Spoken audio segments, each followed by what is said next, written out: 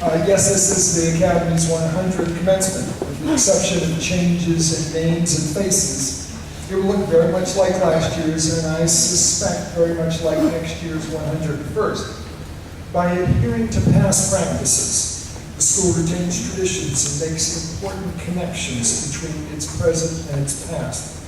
But every year there are a few twists and changes from the past, usually small and subtle ones, and sometimes historical events inside and outside of the school, even well beyond our borders, bring bigger changes. The school's first commencement came in 1914, at the end of the Academy's third year. The graduating class included 2 graduates who must have had an interesting emotional reaction to their class rank, because one was second and the other was next to last. Boys graduating almost 30 years later, in the early 1940s, faced a very different next step in their lives, as they were more likely to be going off to World War II than they were to college. Jump forward almost 50 years from that time, 20 years back from now. Move from Elson Road to this campus, and you have in 1993 the first girls, 13 in all, receiving Columbus Academy diplomas. With the growth of the school, in large part due to coeducation, recent graduating classes have been larger, generally about 90 students, and the ones lined up in the next few years are at least that big.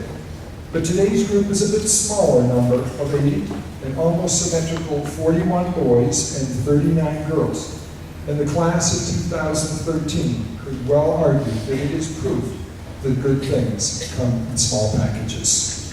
And so while today's commencement may not be truly historic except for its 3-digit number, let me come back to my opening comment that it is the first, last, and only high school graduation for these boys and girls to my left. And that makes it historic for them. As time goes by in our lives, we forget certain days, don't remember them at all, forget whom we were with and when.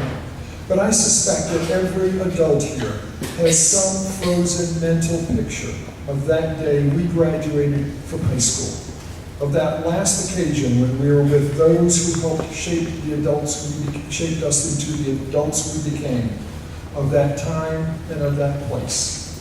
Seniors, this is almost undoubtedly the last time you will all be together in the same place at the same time. This is your day. You've worked hard to get here, well, at least until the last few months. And we owe it to you to send you out in style. Years down the road, you may not remember some of today's particulars.